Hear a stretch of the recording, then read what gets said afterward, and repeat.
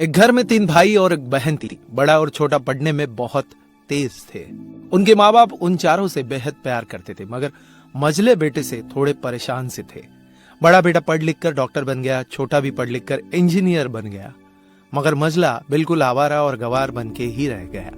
सबकी शादी हो गई। बहन और मझले को छोड़ दोनों भाइयों ने लव मैरिज की थी। बहन की शादी भी अच्छे घराने में हुई थी। आखिर भाई सब डॉक्टर इंजीनियर जो थे। अब मझले को कोई लड़की नहीं मिल रही थी। पिताजी भी बहुत परेशान थे और माँ भी। बहन जब भी मायके आती थी सबसे पहले छोटे भाई और बड़े भैया से मिलती थी, मगर मझले से कम ही मिलती थी, क्योंकि वह न तो कुछ दे सकता था न घर पे जल्दी मिल सकता था। वैसे वह दिहाड़ी मजदूरी करता था, पढ़ नहीं सका था तो यही काम था। मझले की शादी किए बिना पिताजी गुजर गए। माँ ने सोचा कहीं अब बंटवारे की बात न निकले, इसलिए अपने ही गांव से एक सीधी सादी लड़की से मझले की शादी करवा दी। शादी होते ही न जाने क्या हुआ कि मझला बड़े लगन से काम करने लगा। दोस्तों ने कहा, ए चंदू आज अड्डे पे आना। चंदू बोला, आज नहीं, फिर कभी। अरे तू शादी के बाद तो जैसे बीवी का गुलाम ही हो गया है। अरे ऐसी बात नहीं है, कल मैं अकेला एक पेट था तो अपनी रोटी अपने हिस्से से कमा लेता था, लेकिन अभी बात कुछ अलग है, क्योंकि अब 2 पेट है, कल और होगा। घर वाले नालायक कहते थे, चलता था, मगर मेरी पत्नी मुझे कभी नालायक कहे तो मेरी मर्दानगी पर एक बद्दी गाली है, क्योंकि एक पत्नी के लिए उसका पति उसका घमंड, इज्जत और उम्मीद होता है।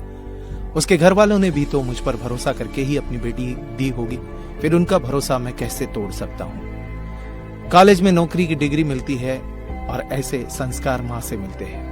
इधर घर पे बड़ा और छोटा भाई और उनकी पत्नियां मिलकर आपस में फैसला करते हैं कि जायदाद का बंटवारा हो जाए, क्योंकि हम दोनों लाखों कमाते हैं मगर मझला ना के बराबर कमाता है। ऐसा नहीं होगा।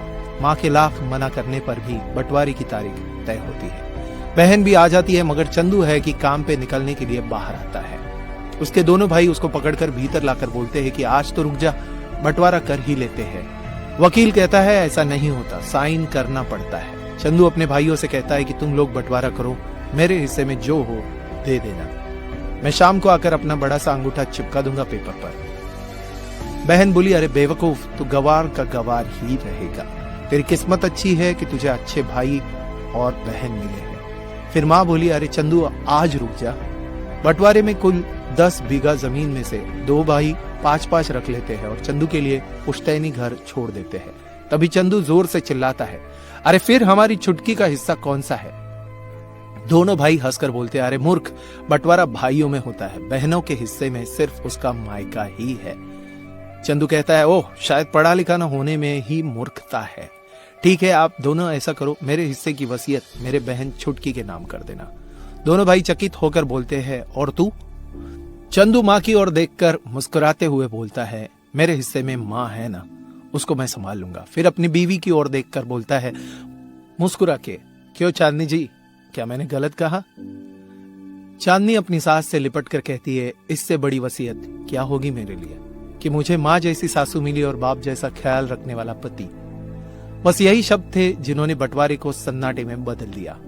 बहन दौड़कर अपने गवार भैया से गले लगते हुए रो रही थी, माफ कर दो भैया, मुझे क्यों नहीं समझ में आया कि आप इतने महान हो। चंदू अपनी बहन से कहता है, इस घर में तेरा उतना ही अधिकार है जितना हम सबका। माँ का चुनाव इसलिए किया ताकि तुम सबसे हमेशा जुड़ी रहो, क्योंकि यह वही कोख है जहां हमने 9 महीने गुजारे थे। माँ के साथ तुम्हारी यादों को मैं हमेशा देखना चाहता हूँ। दोनों भाई दौड़कर मझले से गले मिले और रो रो कर कहने लगे, आज सचमुच तू बड़ा हो गया है। सबकी पलकों में पानी ही पानी, सब एक साथ फिर से रहने लगते हैं। जब लोग अनपढ़ थे तो परिवार एक हुआ करते थे। मैंने टूटे परिवारों में अक्सर पढ़े लिखे लोग देखे हुए हैं। अगर आपको ये कहानी अच्छी लगी हो तो आपकी कमेंट नीचे बॉक्स में जरूर बताइएगा, और अगर ये वीडियो अच्छा लगा हो तो लाइक